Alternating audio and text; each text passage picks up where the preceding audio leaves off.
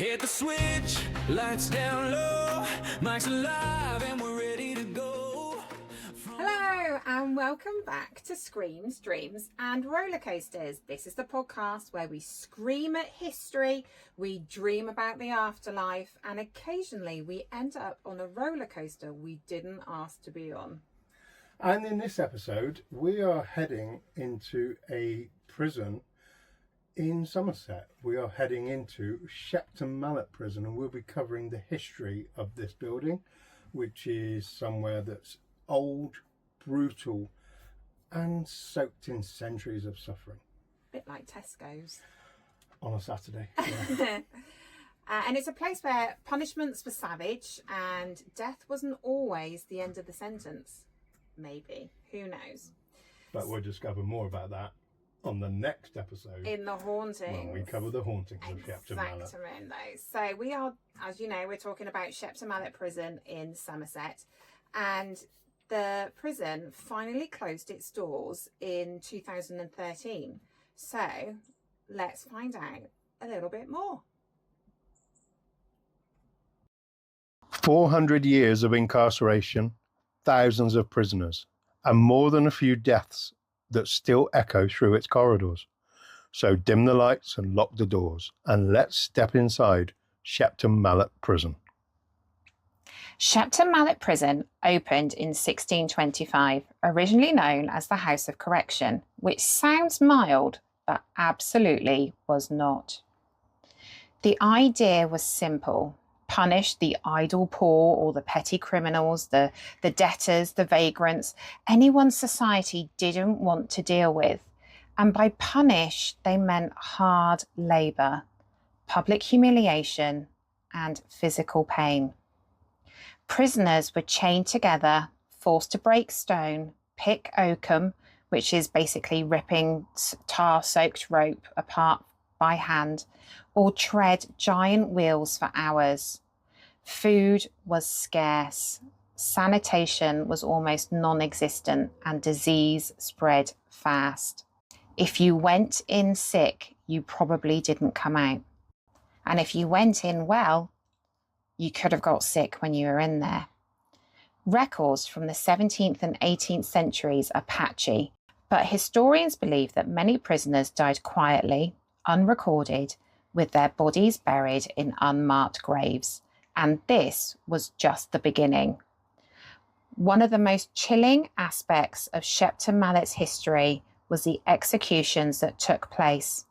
Not just criminals, but serving members of the US forces that were executed during the later years of the Second World War.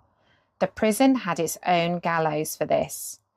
Men, women, barely more than teenagers, were hanged for crimes that we'd barely blink at today. For example, stealing food, forgery, and petty theft.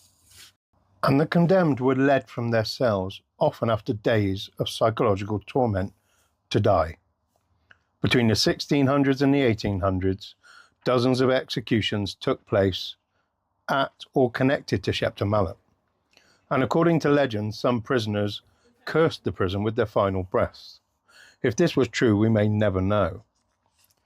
Does this explain why so many people say they never really left? Or does this create an air of mystery, or even a pre-planted paranormal expectation? Something to consider with so many locations, and will continue to be debated, whatever your personal view or belief. Even if you weren't executed, survival wasn't guaranteed. Cells were tiny, dark, and freezing. No heating, no bedding, and sometimes no windows. Prisoners slept on stone floors, packed together. Disease like typhus, tuberculosis, and dysentery ran rampant. Medical care was practically non-existent. If someone died overnight, their cellmates were often forced to stay locked in with the body until morning. Just imagine that for a moment. The smell, the fear, thinking that you might be next. Punishments were brutal too. Solitary confinement in total darkness. There was flogging, shackling, and mental ill health was common, and it was often treated as disobedience. Then we fast forward to World War II and Shepton Mallet takes on a new role. It becomes a military prison known as the Glass House for the British until 1942, and then it was taken over as a military prison for the United States. This is where American soldiers accused of serious crimes were sent, and over 700 servicemen were housed here. And here's the truly grim part. 16 US hangings took place and 2 were executed in front of a firing squad in just a 3-year period until the end of the Second World War. The prison was also a secure location during the duration of the war for documents of importance, such as the Magna Carta and the Doomsday Book. When the US military left, it reverted back to being a British military prison and became the residence of 2 very famous brothers, Ronnie and Reggie Cray, for attempting to dodge national service. Shepton Mallet is now considered one of the most haunted buildings in the UK. Visitors report shadow figures, doors slamming and keys jangling. Former inmates and guards talk about screams echoing from empty wings. One of the most famous spirits is the Lady in White, believed to be the ghost of a woman executed centuries ago. Others claim to see prisoners hanging from invisible ropes. Paranormal investigators have recorded unexplained voices, including cries for help. And whether you believe in ghosts or not, it's hard to ignore how much death soaked into those walls. Shepton Mallet Prison finally closed in 2013 after nearly 400 years. That's 4 centuries of punishment, 400 years of fear, and 4 centuries of fatal justice. Today, it stands as a historic site. Tours, ghost hunts, documentaries. But for many, it's more than that. It's a reminder of how casually society once dealt with death, and how the echoes of those decisions don't fade easily. So that's it for Shepton Mallet Prison, the history, the place that was built to correct, but for some did not have that effect. No, it was quite brutal, and when you're looking at a building like that going through so many ages and so many different times, the further you go back, the more brutal the treatment was likely to be. Yeah, and if the walls could scream, they probably would never stop because of the amount of history that could be imprinted in there. And you know, we just don't know. It's these things that can never be proven, but we can just try and take those lived stories and those experiences and try and find where we've got those commonalities within those elements. And you'll be able to see more of that in our next episode of Shepton Mallet, The Hauntings. Yeah, you will, and we will dive into reports of experiences that people have had or believe they've had, and some of the things that have been reported over the years. That'd be quite an interesting look into the darker side of Shepton Mallet, not from a living point of view. Yeah, so join us next time where we might be thinking about things that are a little bit more thrilling or terrifying or possibly both.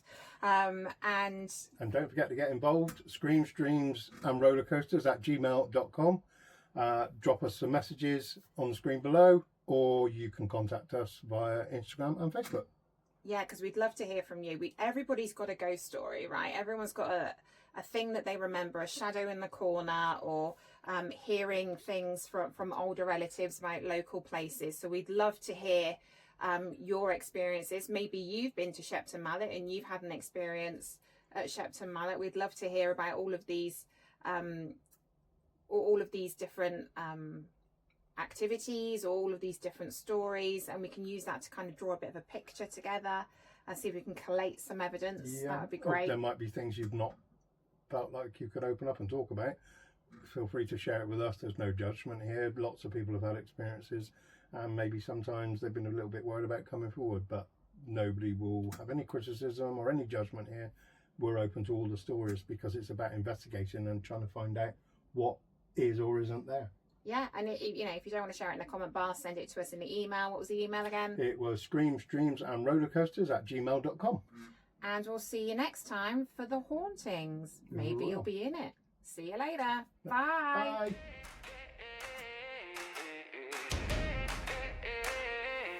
Hit the switch, lights down low, mics alive and we're ready to go.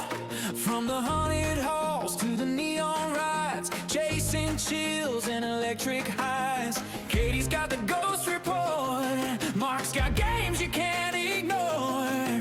From Comic-Con to midnight screams, it's more than thrills, it's chasing dreams. We're turning static into stories, ride the loop, no guts, no glory. Young screams, dreams and roller coasters, turn it up, we're getting closer to the heart of the night and the lights in our eyes, spinning through the dark on a wild new ride. Screams, dreams and roller coasters, Katie and Mark are your ghostly hosts. Yeah, plug in, hang tight, let your spirit fly. We're chasing every thrill under moonlit skies. Pixel worlds and phantom sounds, every topic turns around. From spooky myths to gaming streams, we're living loud, we're chasing dreams. Every drop, every twist, you don't wanna miss this mix. Buckle in, hit subscribe, this is life amplified. From ghost towns to VR zones, you'll never ride this track alone. Yeah, screams, dreams and roller coasters, turn it up, we're getting closer to the heart of the night and the lights in our eyes,